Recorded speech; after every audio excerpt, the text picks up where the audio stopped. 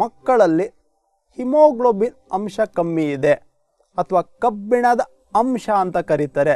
ಇದು ಕಮ್ಮಿ ಆದಾಗ ಹೃದ್ರೋಗಗಳು ಬರ್ಬೋದು ಅಥವಾ ಕೆಲವರಿಗೆ ಹೈ ಬಿ ಪಿ ಅಥವಾ ಲೋ ಬಿ ಪಿ ಬರ್ತಕ್ಕಂತಹ ಸಮಸ್ಯೆಗಳಿರುತ್ತೆ. ಅದಕ್ಕೆ ಒಂದು ಸರಳ ಚಿಕಿತ್ಸೆ ಅಂದರೆ ಚಿಕ್ಕಿ ಅಂತ ಕರೀತಾರೆ. ಅಥವಾ ಕಡಲೆ ಮಿಠಾಯಿಯನ್ನು ಮಕ್ಕಳಿಗೆ ಕೊಡೋದ್ರಿಂದ, ಸೊಪ್ಪಿನ ಪಲ್ಯಗಳನ್ನು ಹೆಚ್ಚು ಕೊಡೋದ್ರಿಂದ ಆ ತೊಂದರೆಗಳು ನಿಯಂತ್ರಣಕ್ಕೆ ಬರುತ್ತೆ. ಮಕ್ಕಳಿಗೆ ಕರಿದ ಎಣ್ಣೆಯ ಪದಾರ್ಥಗಳನ್ನು, ಹೊರಗಿನ ಪದಾರ್ಥಗಳನ್ನು ಕಡಿಮೆ ಸೇವನೆ ಮಾಡಿಸೋದ್ರಿಂದ ಅವರು ದೇಹ ತೂಕ ನಿಯಂತ್ರಣಕ್ಕೆ ಬರುತ್ತೆ. ಇತ್ತೀಚೆಗೆ ಮಕ್ಕಳಲ್ಲಿ ಒಬೇಸಿಟಿ ಇರ್ತಕ್ಕಂಥವ್ರ ಸಂಖ್ಯೆ ಹೆಚ್ಚಾಗ್ತಾ ಇದೆ. ಅಧಿಕ ಕೊಲೆಸ್ಟ್ರಾಲ್ ಇರ್ತಕ್ಕಂಥವ್ರು, ಚಿಕ್ಕ ಚಿಕ್ಕ ಮಕ್ಕಳಲ್ಲಿ ಮಧುಮೇಹ ಅನ್ನೋದು ಸಹ ಕಂಡು ಬರ್ತಾ ಇದೆ. ಕಾನ್ಸ್ಟಿಪೇಷನ್, ಅಲರ್ಜಿ ಅಥವಾ ಚರ್ಮ ರೋಗಗಳು ಹೆಚ್ಚಾಗ್ತಾ ಇದೆ.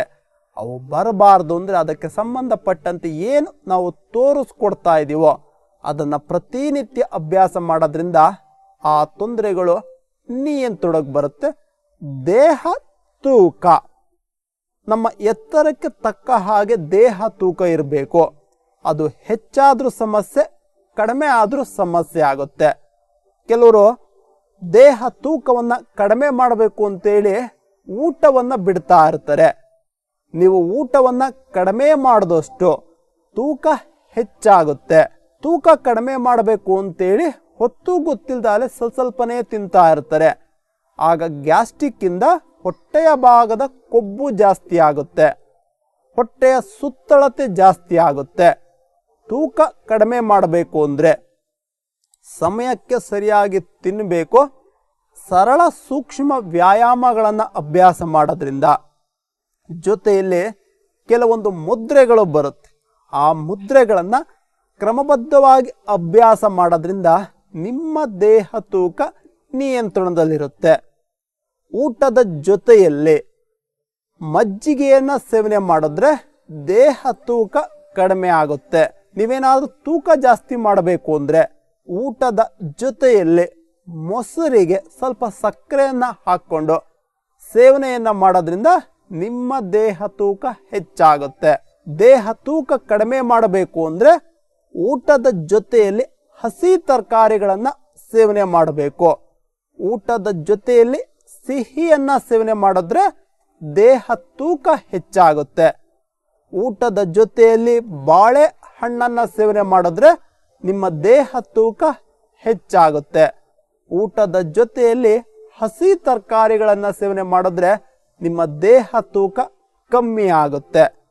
ಊಟದ ಕೊನೆಯಲ್ಲಿ ಐಸ್ ಕ್ರೀಮನ್ನು ತಿಂದರೆ ನಿಮ್ಮ ದೇಹ ತೂಕ ಹೆಚ್ಚಾಗುತ್ತೆ ಅಥವಾ ಕೊಲೆಸ್ಟ್ರಾಲ್ ಅಥವಾ ಒಬೇಸಿಟಿ ಅನ್ನೋದು ಹೆಚ್ಚಾಗುತ್ತೆ. ಅದಕ್ಕೆ ಸಂಬಂಧಪಟ್ಟಂತೆ ಇನ್ನೂ ಹೆಚ್ಚಿನ ಮಾಹಿತಿಯನ್ನ ನೋಡೋಣ. ಇದನ್ನ ಸೂರ್ಯ ಮುದ್ರೆ ಅಂತ ಕರಿತೀವಿ. ಉಂಗ್ರದ ಬೆರಳನ್ನ ಈ ರೀತಿ ಮಡಚಿ ಅದರ ಮೇಲೆ ಹೆಬ್ಬೆರಳನ್ನ ಈ ರೀತಿ ನಿಲ್ಲಿಸ್ಬೇಕು. ಇದನ್ನ ಸೂರ್ಯ ಮುದ್ರೆ ಅಂತ ಕರಿತೀವಿ. ಯಾರಿಗೆ ಬ್ಯಾಡ್ ಕೊಲೆಸ್ಟ್ರಾಲ್ ಇರುತ್ತೆ, ಒಬೇಸಿಟಿ ಜಾಸ್ತಿ ಇರುತ್ತೆ, ದೇಹ ತೂಕ ಹೆಚ್ಚಾಗಿರುತ್ತೆ ಅಂಥವರಿಗೆ ಹೆಚ್ಚು ಅನುಕೂಲ ಆಗುತ್ತೆ. ಈ ಮುದ್ರೆಯ ಜೊತೆಯಲ್ಲಿ ಪ್ರಾಣಾಯಾಮಗಳನ್ನು ಅಭ್ಯಾಸ ಮಾಡಿದಾಗ ದೇಹ ತೂಕ ಕಡಿಮೆ ಆಗುತ್ತೆ. ಮಕ್ಕಳಲ್ಲಿ ಇತ್ತೀಚೆಗೆ ದೇಹ ತೂಕ ಅನ್ನೋದು ಜಾಸ್ತಿ ಆಗ್ತಾ ಇದೆ. ಅದಕ್ಕೆ ಮೂಲ ಕಾರಣ ಜಂಕ್ ಫುಡ್ ಅಥವಾ ಕರಿದ ಪದಾರ್ಥಗಳು, ಬೇಕರಿ ಪದಾರ್ಥಗಳನ್ನು ಅತಿಯಾಗಿ ಸೇವಿಸೋದ್ರಿಂದ ದೇಹ ತೂಕ ಹೆಚ್ಚಾಗ್ತಾ ಇದೆ. ಈ ಮುದ್ರೆಯ ಜೊತೆಯಲ್ಲಿ ಪ್ರಾಣಾಯಾಮಗಳನ್ನು ಅಭ್ಯಾಸ ಮಾಡಿ ಪ್ರತಿ ಊಟ ತಿಂಡಿಯ ಜೊತೆ ಹಸಿ ತರಕಾರಿಗಳನ್ನು ಬಳಸಿದಾಗ ನಿಮ್ಮ ದೇಹ ತೂಕ, ಅದರಲ್ಲೂ ಬ್ಯಾಡ್ ಕೊಲೆಸ್ಟ್ರಾಲ್ ಅಂತ ಕರಿತೀವಿ, ನಮ್ಮ ದೇಹದಲ್ಲಿ ಗುಡ್ ಕೊಲೆಸ್ಟ್ರಾಲ್ ಹಾಗೆ ಬ್ಯಾಡ್ ಕೊಲೆಸ್ಟ್ರಾಲ್ ಅಂತ ಎರಡು ರೀತಿಯ ಕೊಲೆಸ್ಟ್ರಾಲ್ ಬರುತ್ತೆ. ಬ್ಯಾಡ್ ಕೊಲೆಸ್ಟ್ರಾಲ್ ಜಾಸ್ತಿ ಆದರೆ ಹೃದ್ರೋಗಗಳು ಜಾಸ್ತಿ ಆಗುತ್ತೆ ಅಥವಾ ಹಾರ್ಟ್ ಅಟ್ಯಾಕ್ ಆಗ್ತಕ್ಕಂತಹ ಸಂಭವ ಜಾಸ್ತಿ ಇರುತ್ತೆ. ಹಾಗಾಗಿ ಈ ಮುದ್ರೆಗಳನ್ನು ಅಭ್ಯಾಸ ಮಾಡಿದಾಗ ಬ್ಯಾಡ್ ಕೊಲೆಸ್ಟ್ರಾಲ್ ಕಡಿಮೆ ಆಗುತ್ತೆ, ದೇಹ ತೂಕ ಕಡಿಮೆ ಆಗುತ್ತೆ.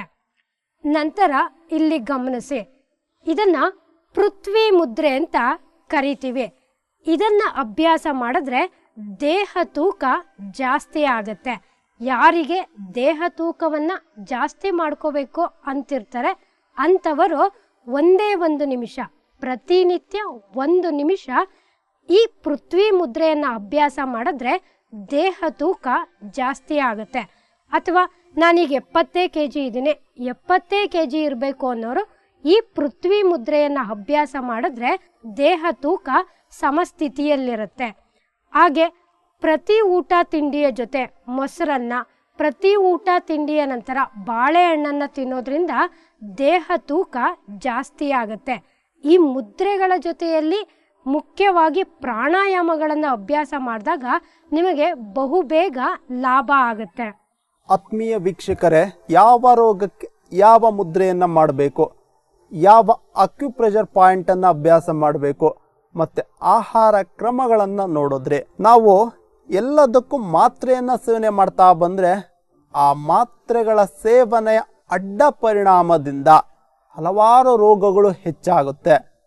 ತಲೆನೋವು ಅಂತ ಮಾತ್ರೆಯನ್ನು ತಾಣ್ತಾ ಇರ್ತೀವಿ, ಮಾತ್ರೆಗಳ ಸೇವನೆಯಿಂದ ಗ್ಯಾಸ್ಟ್ರಿಕ್ ಸಮಸ್ಯೆ ಹೆಚ್ಚಾಗುತ್ತೆ. ಆಗ ಮತ್ತೊಂದು ಮಾತ್ರೆಯನ್ನು ತಾಂತೀವಿ, ಕಾನ್ಸ್ಟಿಪೇಷನ್ ಶುರುವಾಗುತ್ತೆ. ಈ ರೀತಿ ಒಂದೊಂದು ಮಾತ್ರೆಗಳ ಸೇವನೆ ಹೆಚ್ಚಾದಷ್ಟು ನಿಮ್ಮ ರೋಗಗಳ ಸಂಖ್ಯೆ ಹೆಚ್ಚಾಗುತ್ತೆ.